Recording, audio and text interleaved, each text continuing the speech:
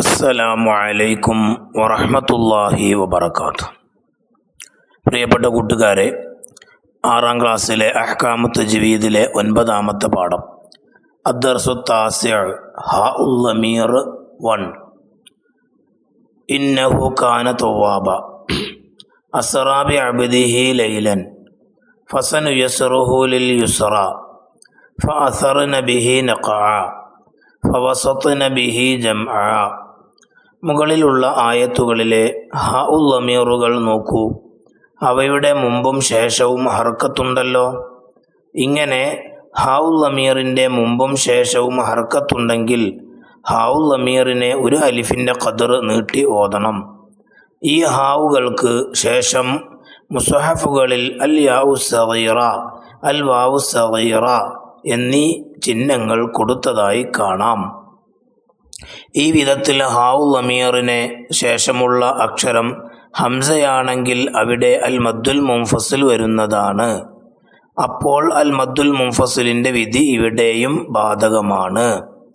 യഹ്സബു അന്ന മാലഹു അഖ്ലദ ലാ യമസ്സുഹു ഇല്ലൽ മുതഹ്ഹറൂൻ വലാ ഉശ്രികു ബിഹി അഹദ വലാ യുഹീതൂന ബിശൈഇൻ മിൻ ഇൽമിഹി ഇല്ലാ ബിമാ ശാഅ വഅംറുഹു ഇലല്ലാഹ് യുഅദ്ദിഹി ഇലൈക്. ഇനി അതിൻ്റെ വർക്ക് നമുക്ക് നോക്കാം. അദ്ദർസുൽ താസിഉ ഹാഉൽ ലമീർ 1. 1. നുജീബ്, ഉത്തരം എഴുതുക. ഹാഉൽ ലമീറിനെ നീട്ടി ഓതേണ്ടത് എപ്പോൾ? ഉത്തരം ഹാഉൽ ലമീറിൻ്റെ മുമ്പും ശേഷവും ഹർക്കത്തുണ്ടെങ്കിൽ. 2. ഹാഉൽ ലമീറിനെ നീട്ടേണ്ട സ്ഥലങ്ങളിൽ കാണുന്ന 2 ചിഹ്നങ്ങൾ എഴുതുക. അൽ യാഉ സഗീറ, അൽ വാവു സഗീറ. 3. ഹാഉൽ ലമീറിന് അൽ മദ്ദുൽ മുൻഫസിൽ വരുന്നത് എപ്പോൾ? ഉത്തരം ഹാഉൽ ലമീറിന് ശേഷമുള്ള അക്ഷരം ഹംസയാണെങ്കിൽ. ഇനി 4ാമത്തെ ചോദ്യം, ഹാഉൽ ലമീറിനെ എത്ര നീട്ടണം? ഒരു അലിഫിൻ്റെ ഖദർ.